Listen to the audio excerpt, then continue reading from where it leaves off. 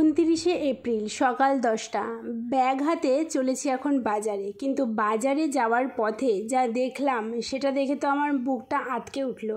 যে বাজারওয়ালাদের মধ্যে 90% বাজারওয়ালাই তো বসেনি, আমি কার কাছ থেকে কি মনে মনে ভাবলাম। এসে যখন পড়েছি টুকটাক কিছু তো নিতে হবে। লাস্ট 3 দিন ধরে ভালো করে বাজারই করতে পারছি না। দিন ভালো বাজার বসে, কিন্তু বর্মশাই যেহেতু এই সপ্তাহে রবিবারের বাজার করেছে, তার বুদ্ধিতে কোলায়নি যে একটুখানি মাছ সবজি নিয়ে রাখি, কারণ এই গরমে বাজারওয়ালারা খুব একটা বেশি বসছে না। তো যাই হোক, টুকটাক বাজার করে এনে সেগুলো ধুয়ে কেটে জোগাড় করে রাখছি, কারণ এত গরম পড়ছে। যত তাড়াতাড়ি রান্নাঘরের কাজ সালটে নেব তত তাড়াতাড়ি নিজেরই মঙ্গল, কি বলো?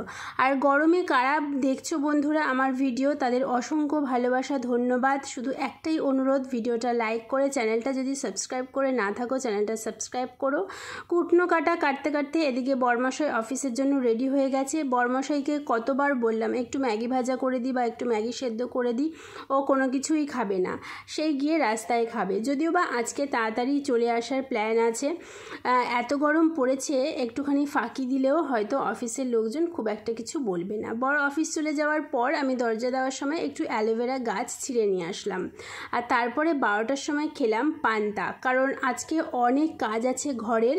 তো সেই কাজগুলো করতে করতে খেতে খেতে আমার হয়তো আজকে 3টে বেজে যাবে। এদিকে রান্না বসিয়ে দিয়েছি পান্তা খেয়ে এসে, আর রান্না করতে করতে অ্যালোভেরার ভেতরের অংশটা বার করে রেডি করে রাখলাম। আজকে একটু হেয়ার কেয়ার। তোমরা যারা আমার ডেলি ব্লগ দেখো তারা জানবে, যেদিনই আমি শ্যাম্পু করি সেদিন চেষ্টা করি যে হেয়ারে কিছু একটা প্যাক বা সামান্য কিছু হলেও লাগানোর। আর আমি তোমাদেরকেও এই সাজেস্টটা করব যে তোমরাও ঘরের কাজের সাথে সাথে যেদিন শ্যাম্পু করবে ভাববো, সেদিন কিন্তু কিছু একটা হেয়ারে লাগিয়ে নিয়ে একটা ডিম দিয়ে দিলে বা এরকম একটু অ্যালোভেরা জেল লাগিয়ে দিলে বা ভালো করে একটুখানি তেলটা গরম করে হট অয়েল ম্যাসাজ করলেও কিন্তু চুলের অনেক সমস্যা দূর হয়ে যায়। ঘরের কাজ ছেড়ে শ্যাম্পু করে নিলে আমি সেটাই করি, কাজের ফাঁকে ফাঁকেই চেষ্টা করি একটুখানি নিজেকে প্যাম্পার করার। আমি প্রায় দিনই আমার ব্লগে স্কিন কেয়ার বা হেয়ার কেয়ার দেখানোর চেষ্টা করি এবং নানান রকম উপায় বলি, কি করলে কি হেয়ার ভালো হয়, কি করলে স্কিন ভালো হয়। তবে হ্যাঁ,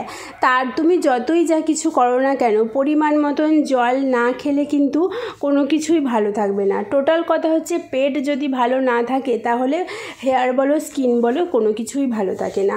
আমি চুলে অ্যালোভেরা জেলটা মেখে নিয়ে এবারে সামান্য কিছু টুকটাক জামা কাপড় ভেজানোর ছিল, যেটা দীপ ভেজাতে বলে গেছে। ওর জামা কাপড় আবার কেচে দিলে ওর আবার পছন্দ হয় না, শুধু বলে তুমি ভিজিয়ে রাখবে আমি কেচে দেবো। তারপরে এদিকে বিছানার চাদরটাও চেঞ্জ করব, যেহেতু সমস্ত কিছুই ক্লিন করছি তাই ভাবলাম বিছানার চাদরটাও চেঞ্জ করে নিই।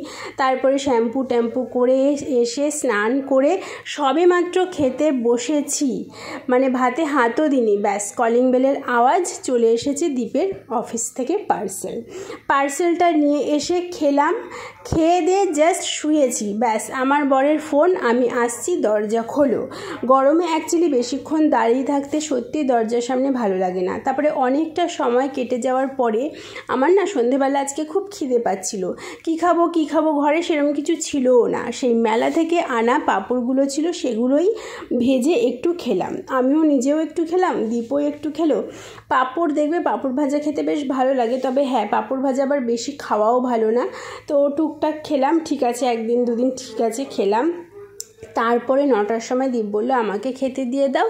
আমি ওকে আলু ভাজা আর মাছ ভাজা দিয়ে খেতে দিয়ে দিলাম, কারণ এইটা দিয়েই ওর আজকে খাওয়ার কথা ছিল। ওই যে পটলের ঝোল তো ও খাবে না। আমাকে আজকে সন্ধ্যেবেলা এসে জিজ্ঞেস করছে তুমি কি দিয়ে খেয়েছো ভাত, প্রত্যেক দিনই জিজ্ঞেস করে এসে। আমি যেই বলি অমুকের ঝোল তমুকের ঝোল, অমনি তখনই বলে যে কি করে খাও গো এই ঝোলগুলো। আমি যে দেখো আমি তোমার মতন নয় যে আমাকে সব সময় রিচ এবং স্পাইসি এবং ভালো মন্দ খাবার দিতে হবে, যখন যেরকম খাওয়া উচিত আমি তখন সেরকম খাই। তো যাই হোক, তারপরে একটুখানি চুলের জটটা ছাড়াতে আজকে প্রচুর কষ্ট হয়েছে, ছাড়িয়ে চুল বেঁধে সবার খাওয়া দাওয়া মোটামুটি হয়ে গেছিলো। তারপরে আমি এখন 10:30টার সময় খাচ্ছি। খেতে খেতেই মায়ের সাথে একটু কথা বললাম, তারপরে একটু স্কিন কেয়ার নিয়ে বসলাম। আজকে আমি স্কিন কেয়ার করব অ্যালোভেরা জেল আর নারকেল তেল দিয়ে। আজকে বলতে পারো অ্যালোভেরা ডে পালন করলাম আমি। মুখটাকে কিন্তু আমি আগেই ফেস ওয়াশ দিয়ে মুখ ধুয়ে নিয়ে এসেছি। আমি নিম ফেস ওয়াশ মানে বর্তমানে ইউজ করছি, ওই যে হিমালয়ের যে নিম ফেস ওয়াশটা। তারপরে একটু টোনার অ্যাপ্লাই করে নিলাম, গোলাপ জলটাই আমি টোনার হিসেবে ব্যবহার করি। তারপরে নারকেল তেলের মধ্যে অ্যালোভেরা জেল মিশিয়ে সেটাকে ভালো করে মিশিয়ে নিয়ে জাস্ট মুখে অ্যাপ্লাই করে নাও। তবে হ্যাঁ, এই নারকেল তেলটা তোমরা কিন্তু তারাই ইউজ করবে যারা রাতে এসিতে ঘুমাও। না হলে যারা এসিতে ঘুমাও না, এমনিই তো প্রচুর ঘাম হচ্ছে, তার মধ্যে যদি এই নারকেল তেলের সাথে অ্যালোভেরা জেলের সাথে নারকেল তেল মিশিয়ে মাখো তাহলে কিন্তু আরও স্কিন অয়েলি হয়ে যাবে। এটা শুধু তাদের জন্য যারা এসিতে ঘুমোচ্ছ। শুধু নারকেল তেলও ইউজ করতে পারো বা অ্যালোভেরা জেল মিশিয়েও মাখতে পারো, আবার অ্যালোভেরা জেলের সাথে একটু ভিটামিন ই ক্যাপসুল মিশিয়েও মাখতে পারো যারা এসিতে ঘুমোচ্ছ। কারণ এসিতে কিন্তু প্রচুর স্কিন ড্রাই হয়ে যায়। তারপরে ঠোঁটটাও আমার একটু শুকনো শুকনো হয়ে যাচ্ছিলো বলে আমি একটুখানি 10 টাকা দামের বোরোলিন মেখে নিলাম। এই ছিল আজকের আমার সারাদিনের রুটিন।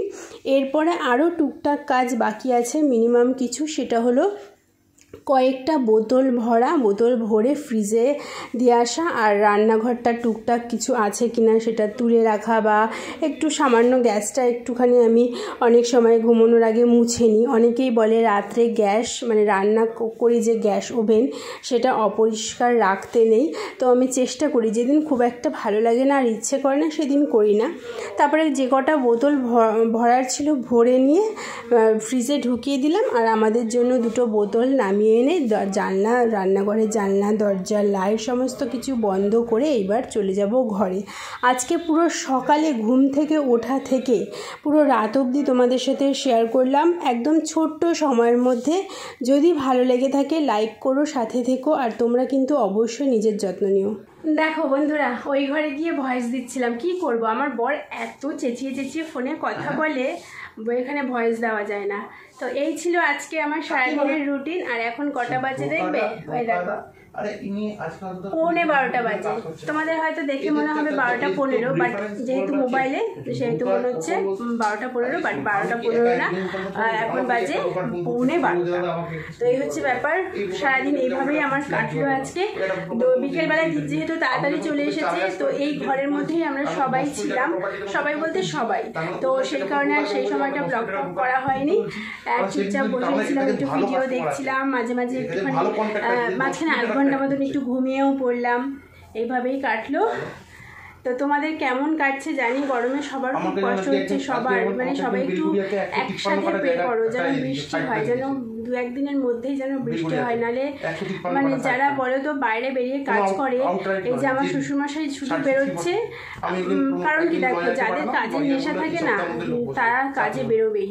মানে আর কাজের নেশা কি, নেশা বলাটাও ভুল, মানে কাজ না করলেও তো অনেকে চলবে না, তাই না? যাদের চলবে না তাদের তো কাজ করতেই হবে।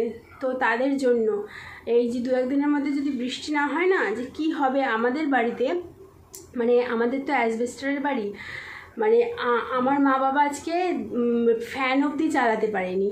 মানে ফ্যান চালালে ওপরের ফ্যান তো চালানোই যাচ্ছে না, মনে হচ্ছে যেন আগুন নামছে।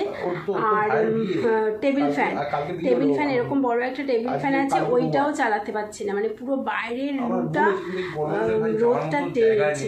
মা বলছে দুপুরবেলা আমরা ফ্যান মানে 2টো ফ্যানের একটা ফ্যানও না চালিয়েই বারান্দায় শুয়েছিল।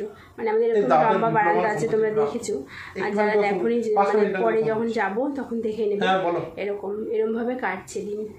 আমি তো যাবো করে যাচ্ছিও না ওর জন্য, যে মা বাবা এমনিই কষ্ট হচ্ছে, মা বাবার এত, তারপরে আমি গিয়ে আবার করবো মুখের সামনে, দেখবে এমনি কষ্ট সহ্য করা যায়, কিন্তু চোখের সামনে একজন কানের সামনে ও মা গো মা ভাল লাগছে না মা। আর আমি প্রচুর মানে এইসব করি জানো তো, শরীর খারাপ হলেও আমার এরকম করি। আর আমার বর বলে বাবা তুমি কি করো গো শ্যামলি, সারা রাত আমায় ঘুমোতে দেওয়া ও দি এই দীপ, ও মা, এই দীপ এরকম করি আমি শরীর খারাপ হলে।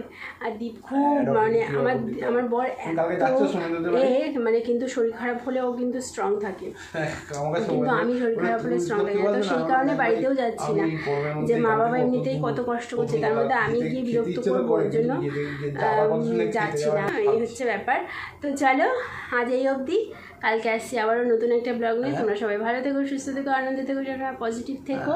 চেষ্টা করো ওই গরমে, চেষ্টা করো একটুখানি কীভাবে কনসেন্ট্রেটটা মানে এদিক ওদিক করে রাখা যায়, যে গরম লাগছে ব্যাপারটা যেন মাথায় না আসে। জানি পসিবল নয়, তবুও চেষ্টা করাটা করতে হবে। এই দিয়ে ফোন রাখবে, 12টা বাজে তাও ফোনে কথা বলে যাচ্ছে।